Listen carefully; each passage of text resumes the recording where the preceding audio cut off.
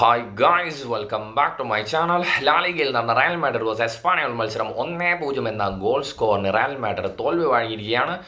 ഈ ഒരു തോൽവിയോടുകൂടി La Liga point ടേബിളിൽ 49 പോയിന്റുമായിട്ട് ഒന്നാം സ്ഥാനത്ത് തന്നെയാണ് തുടർന്നുകൊണ്ടിരിക്കുന്നത്. റയലിനെ സംബന്ധിച്ചിടത്തോളം വളരെ വലിയൊരു തിരിച്ചടി തന്നെയാണ് ഈ ഒരു മത്സരത്തിലെ തോൽവി. ഇനി നെക്സ്റ്റ് വരാനിരിക്കുന്നത് ഡാബി മത്സരമാണ്. അത്യാവശ്യം ബെറ്റർ ആയിട്ടുള്ളൊരു ഫോമിൽ തന്നെയാണ് ലാലിഗയിലായാലും അതുപോലെ ചാമ്പ്യൻസ് ലീഗിലായാലും അത്ലറ്റിക്കോ മാഡ്രിഡ് പൊയ്ക്കൊണ്ടിരിക്കുന്നത്.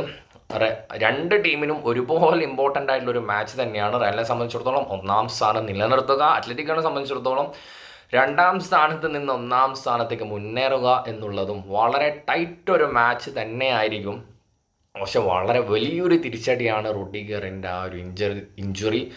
റയൽ മാഡ്രിഡിൻ്റെ ഡിഫെൻസീവിൽ നോക്കുന്ന സമയം അത്യാവശ്യം നല്ല രീതിയിൽ ഒരു ഇമ്പാക്റ്റ് ഇതുവരെയുള്ള ഒരു മത്സരത്തിൽ സ്ഥിരതയോട് കളിക്കുന്ന ഒരു താരം റുഡിഗർ മാത്രമാണ് എന്നാണ് എനിക്ക് പറയാനുള്ളത്. ഈ ഒരു മത്സരത്തിലെ പെർഫോമൻസ് നോക്കുകയാണെങ്കിലും ഡിഫെൻസീവിൽ അട്ടപ്പടലം 3G ആണ്. ചൗമിനെ ആയാലും ഗാഷി ഈ ഒരു മത്സരത്തിൽ ഫോം ഔട്ടായിരുന്നു. വാസ്കസ് പിന്നെ എല്ലാ മത്സരത്തിലും പ്രത്യേകിച്ചൊന്നും പറയാനില്ല.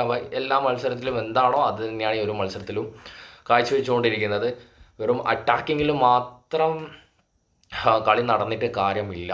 ഡിഫെൻസീവ്ലി സ്ട്രോങ് അല്ലെങ്കിൽ ഇന്നത്തെ മാച്ച് മാത്രമല്ല, റീസെൻ്റ്ലി കളിച്ച എല്ലാ മാച്ച് കമ്പയർ ചെയ്യുന്ന സമയത്തും ഡിഫെൻസിൽ വരുന്ന സമയത്താണ് വളരെ വീക്കായിട്ട് കാണാൻ വേണ്ടി സാധിക്കുന്നത്.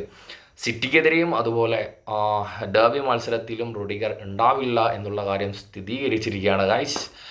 അപ്പോൾ യാതൊരു പ്രതീക്ഷയുമില്ല as a Real Madrid fan. നിങ്ങൾക്ക് എന്താണ് പറയാനുള്ളത് എന്നുള്ളത് നിങ്ങൾ കമൻറ്റ് ബോക്സിൽ രേഖപ്പെടുത്തുക. നെക്സ്റ്റ് വീഡിയോയുമായി വീണ്ടും കാണാം.